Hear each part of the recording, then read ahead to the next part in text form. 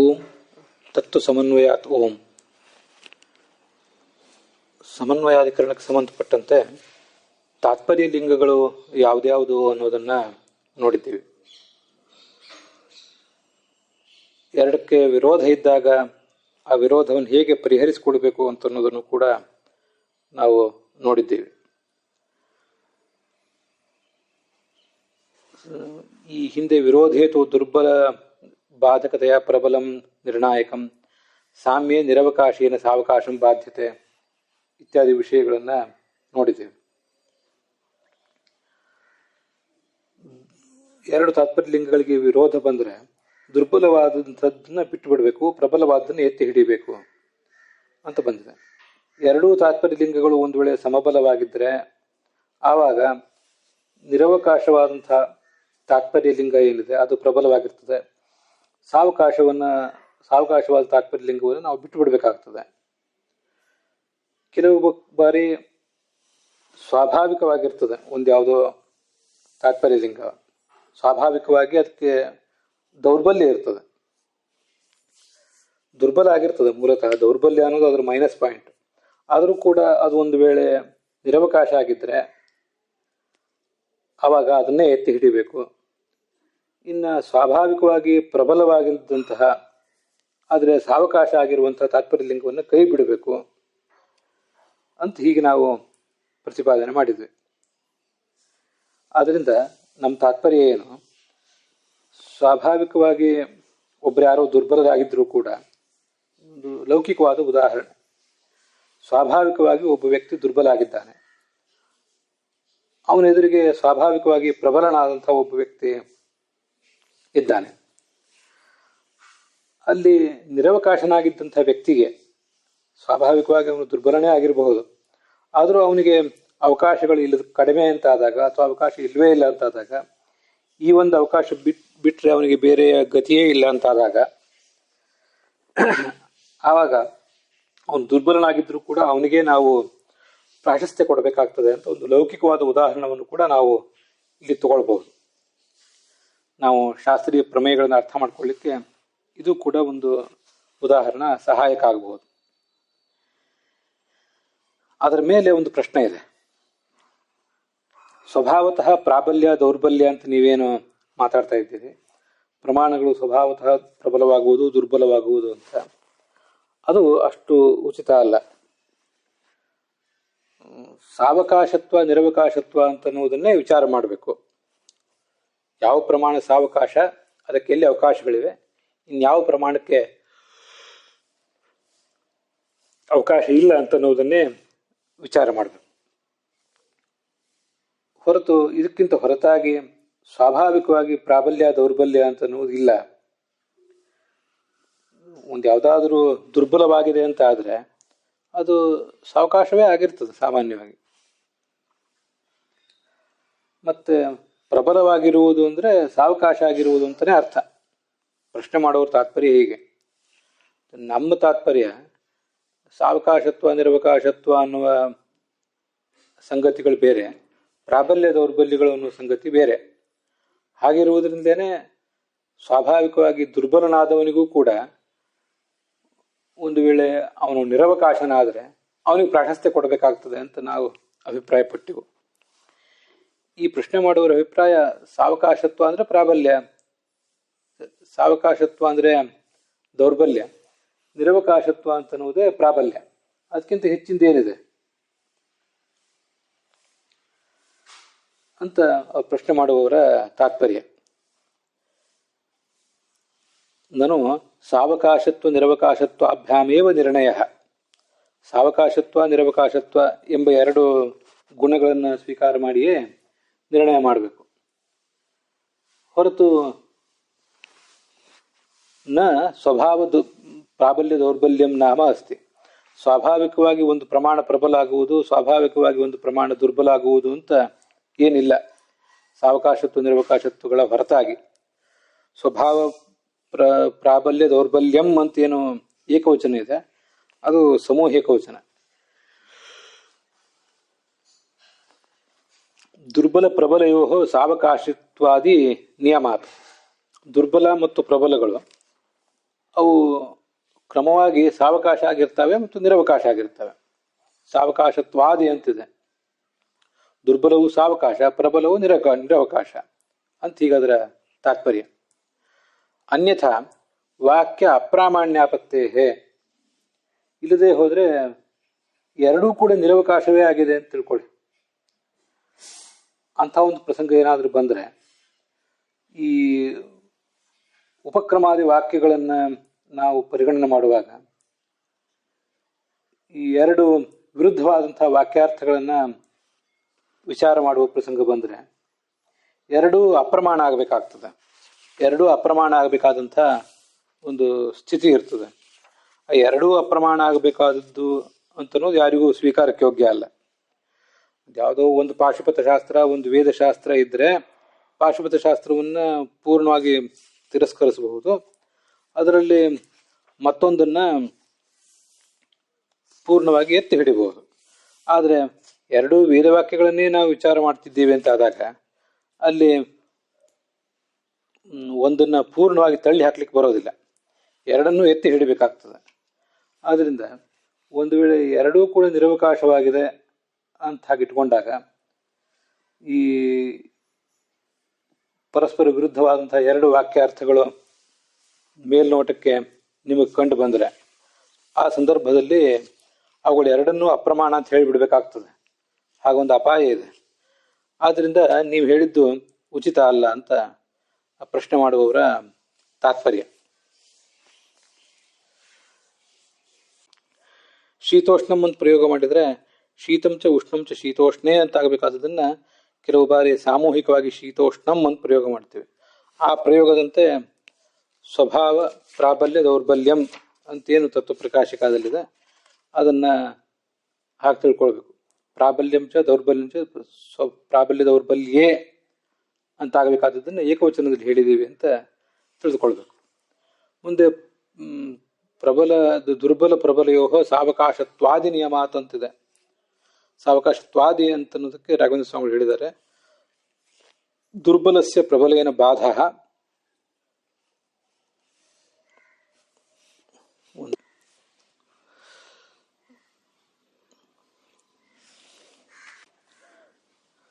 ದುರ್ಬಲಸ್ಯ ಪ್ರಬಲೇನ ಬಾಧೋ ನಾಮ ಅರ್ಥಾಂತರ ಪರತ್ವ ರೂಪ ಸಾವಕಾಶತ್ವ ಕಲ್ಪನಂ.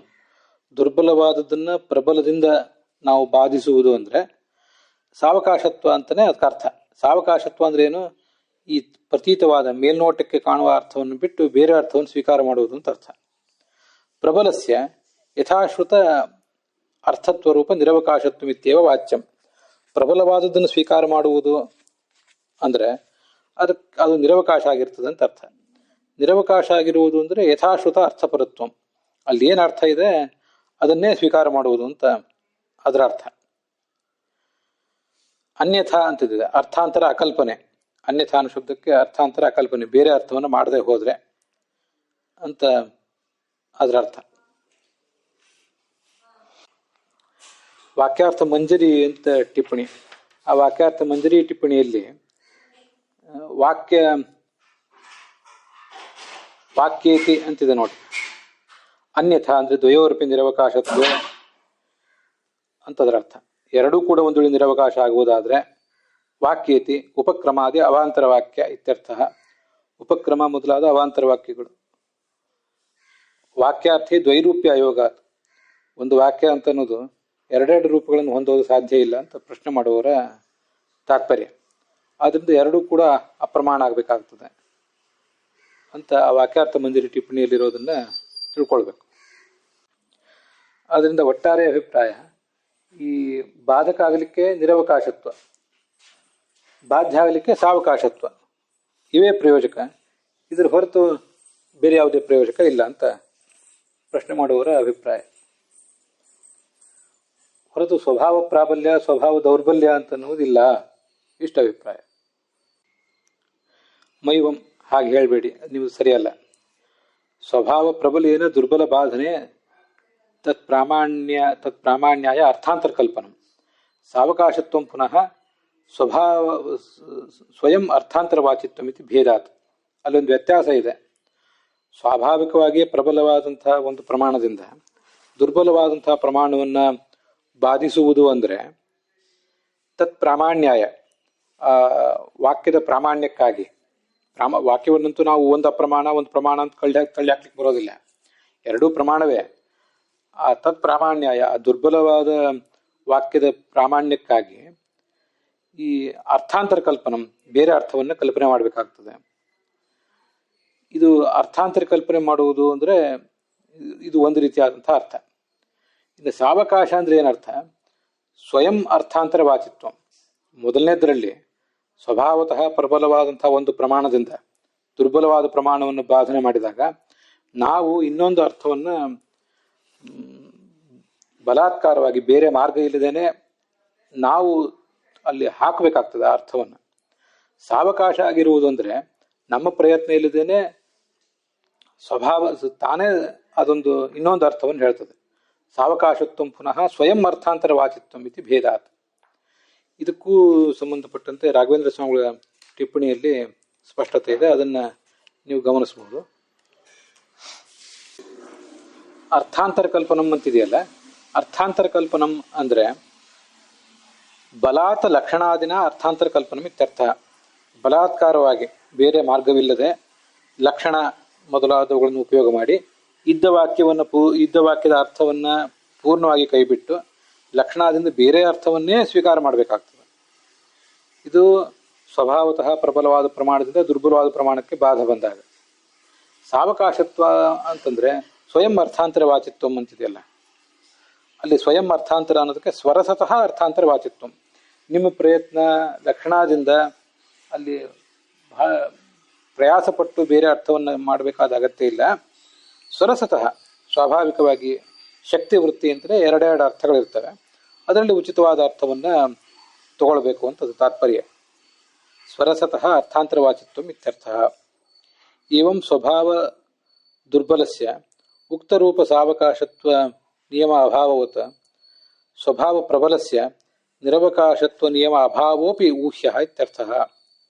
ಸ್ವಾಭಾವಿಕವಾಗಿ ದುರ್ಬಲವಾಗಿರ್ತದಲ್ಲ, ಅದು ಈ ಸಾವಕಾಶವೇ ಆಗಿರ್ತದೆ ಅಂತ ನೀವು ತಿಳ್ಕೋಬೇಕಾಗಿಲ್ಲ. ಸಾವಕಾಶತ್ವ ನಿರವಕಾಶತ್ವ ಅನ್ನುವ ಸಂಗತಿನೇ ಬೇರೆ, ಪ್ರಾಬಲ್ಯ ದೌರ್ಬಲ್ಯ ಅನ್ನುವ ಸಂಗತಿನೇ ಬೇರೆ. ಅವೆರಡನ್ನೂ ನಾವು ಮಿಶ್ರಣ ಮಾಡಬಾರದು.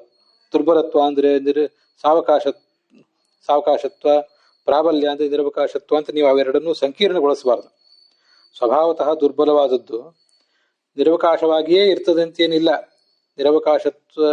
ಸಾವಕಾಶವಾಗಿಯೇ ಇರ್ತದಂತಿಲ್ಲ. ನಾನು ನಿರವಕಾಶ ಅಂತ ಹೇಳಿದೆ, ಅದನ್ನ ಸರಿಪಡಿಸ್ಕೋಬೇಕು. ಸಾವಕಾಶವಾಗಿಯೇ ಇರ್ತದೆ ಅಂತ ಏನಿಲ್ಲ. ಅದರಂತೆ ಸ್ವಭಾವ ಪ್ರಬಲವಾದದ್ದು ನಿರವಕಾಶವಾಗಿಯೇ ಇರ್ತದೆ ಅಂತ ಏನೂ ಇಲ್ಲ. ಅವೆರಡು ಸಂಗತಿಗಳು ಬೇರೆ ಬೇರೆ. ಅದನ್ನು ನಾವು ನಿಮಗೆ ಉದಾಹರಣೆ ಕೊಟ್ಟಾಗ ಸ್ಪಷ್ಟ ಆಗ್ತದೆ ಅಂತ ತಾತ್ಪರ್ಯ. ಈ ಸ್ವಭಾವ ಪ್ರಾಬಲ್ಯ ಸ್ವಭಾವ ದೌರ್ಬಲ್ಯ ಅಂತ ಅನ್ನೋದಕ್ಕೆ ಬೇರೆ ಟಿಪ್ಪಣಿಗಳಿಗಿಲ್ಲಿ ಕಾಣಲಿಲ್ಲ. ಗುರುವರ್ಥ ದೀಪಿಕಾದಲ್ಲಿ ತುಂಬ ಸುಂದರವಾದಂಥ ಉದಾಹರಣೆ ಕೊಟ್ಟಿದ್ದಾರೆ. ಅದನ್ನೇ ಕನ್ನಡದ ಅನುವಾದದಲ್ಲಿ ಕೂಡ ಬರೆದಿದ್ದಾರೆ, ನೀವು ಅದನ್ನು ಗಮನಿಸಬಹುದು. ಗುರುವರ್ಥ ದೀಪಿಕಾದಲ್ಲಿ ಕೊನೆಯ ಪ್ಯಾರಾಗ್ರಾಫ್, ಆ ಟಿಪ್ಪಣಿಯ ಕೊನೆಯ ಪ್ಯಾರಾಗ್ರಾಫ್, ಸ್ವಭಾವ ಪ್ರಬಲೇನ ದುರ್ಬಲ ಬಾಧನೆ ತತ್ ಪ್ರಾಮಾಣ್ಯಾಯ ಅರ್ಥಾಂತರ ಕಲ್ಪನೆ ಮಿತ್ಯಸ್ಯ. ಸ್ವಭಾವತಃ ಪ್ರಬಲವಾದ್ರಿಂದ ದುರ್ಬಲವಾದದನ್ನು ಬಾಧಿಸುವುದು ಅಂದರೆ, ಮತ್ತೆ ಆವಾಗ ತತ್ ಪ್ರಾಮಾಣ್ಯಾಯ ಅರ್ಥಾಂತರ ಕಲ್ಪನೆ, ಅದನ್ನ ಅಪ್ರಮಾಣ ಪೂರ್ಣವಾಗಿ ತಳ್ಳಿ ಹಾಕುವುದಲ್ಲ, ಅದಕ್ಕೊಂದು ಬೇರೆ ಅರ್ಥ ಕಲ್ಪನೆ ಮಾಡುವುದು ಅಂತಿದೆಯಲ್ಲ. ಅದಕ್ಕೇನು ಉದಾಹರಣೆ, ಸ್ಪಷ್ಟವಾದಂಥ ಉದಾಹರಣೆ ಯಾವುದು ಅಂದರೆ, ಸ್ವಭಾವ ಪ್ರಬಲೇನ ಭೇದಗ್ರಾಹಿಣ ಸಾಕ್ಷಿಣ. ಈಗ ಅಹಂ ಬ್ರಹ್ಮಾಸ್ಮಿ ಅನ್ನುವ ಒಂದು ವಾಕ್ಯ ನಮ್ಮ ಕಣ್ಣೆದುರಿಗಿದೆ.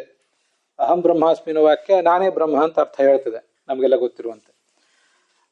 ಈಗ ಅಹಂ ಅಂದ್ರೆ ಅಹೇಯನಾದ ಬ್ರಹ್ಮ, ಬ್ರಹ್ಮ ಅಹೇಯನಾಗಿದ್ದಾನೆ ಅನ್ನೋ ಅರ್ಥ ಅದು ಆ ಕಡೆ ಇರಲಿ.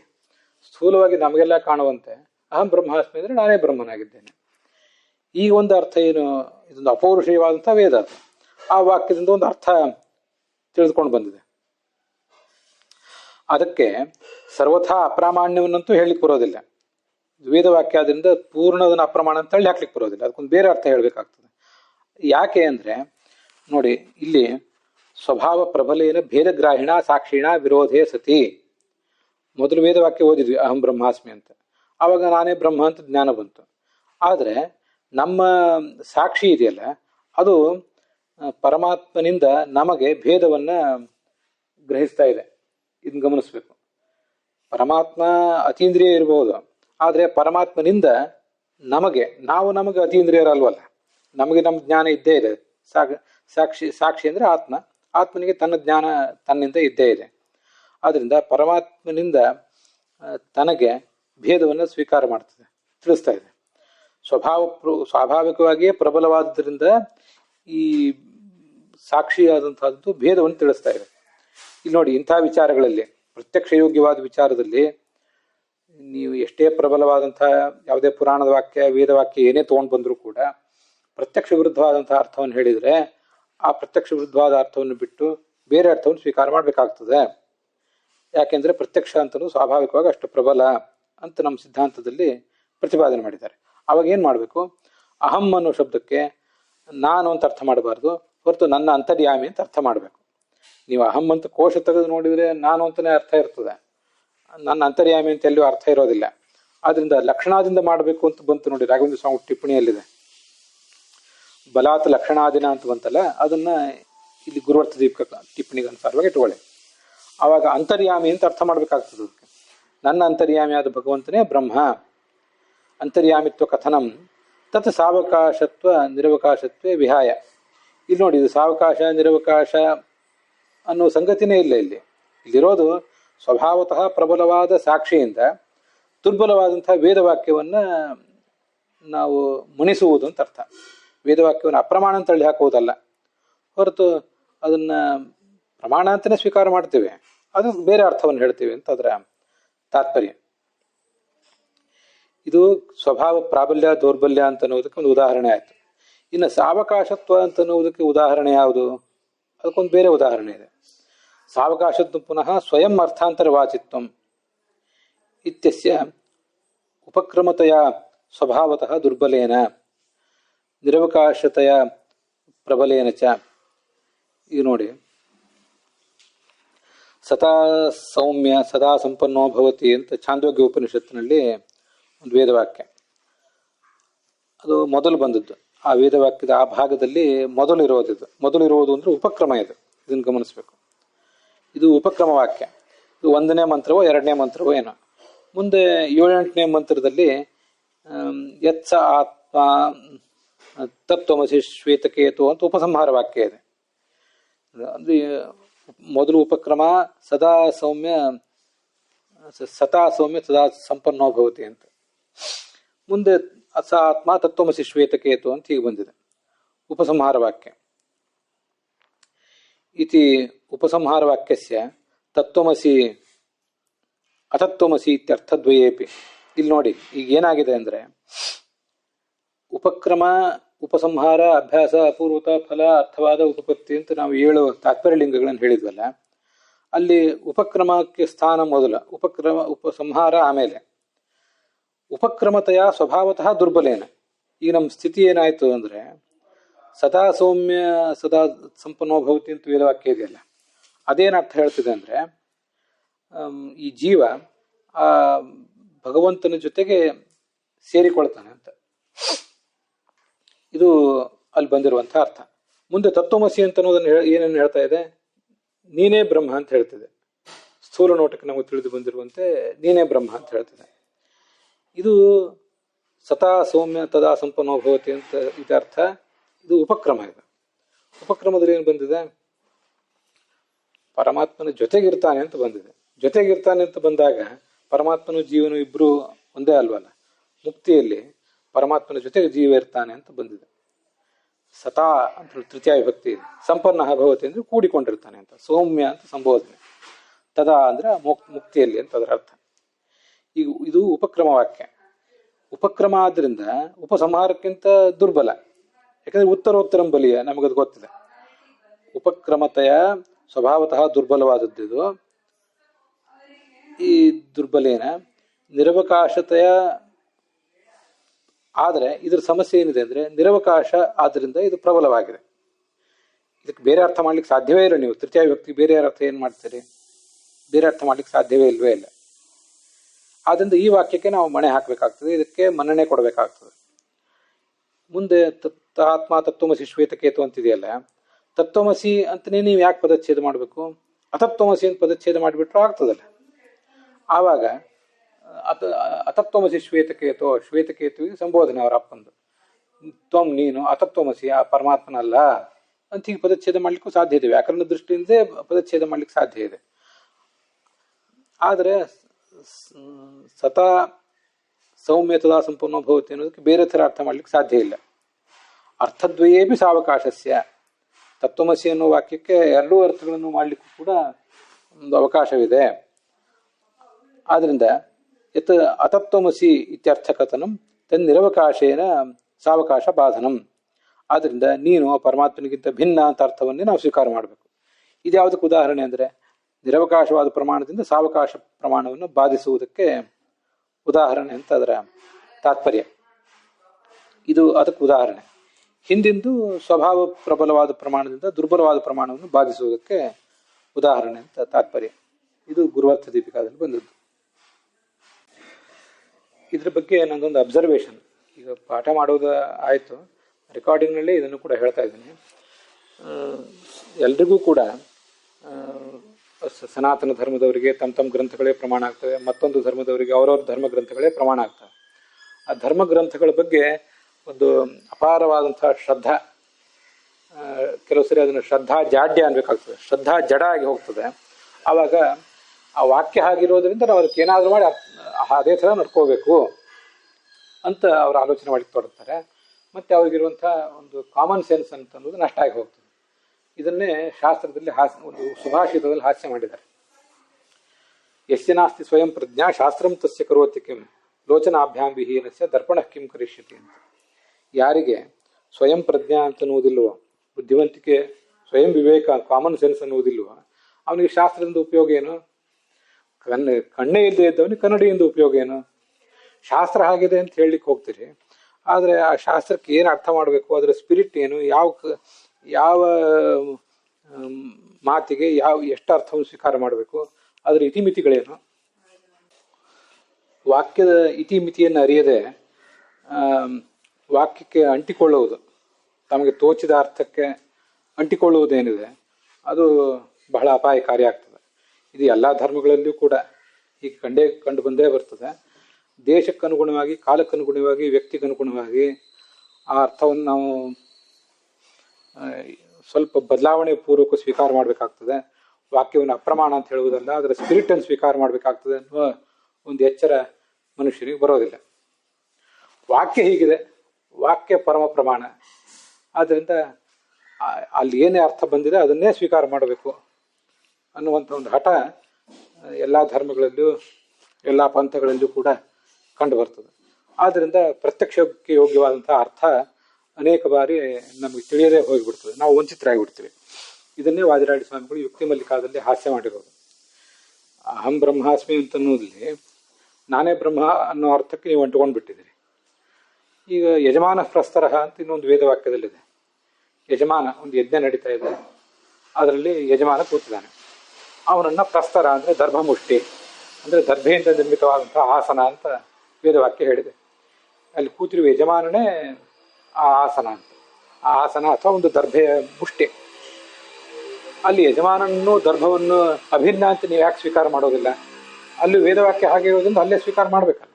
ಆದರೆ ಅಲ್ಲಿ ಮಾತ್ರ ನೀವು ಯಜಮಾನ ಯಜ್ಞಕ್ಕೆ ಕೂತವನು ನಡುವೆ ಏನೋ ಕಾರಣದಿಂದ ಎದ್ದು ಹೋಗೋ ಪ್ರಸಂಗ ಬಂದಾಗ ಆ ಯಜಮಾನನಿಗೆ ಪ್ರತಿನಿಧಿಯಾಗಿ ಆ ದರ್ಭಮುಷ್ಟಿ ಇರ್ತದೆ.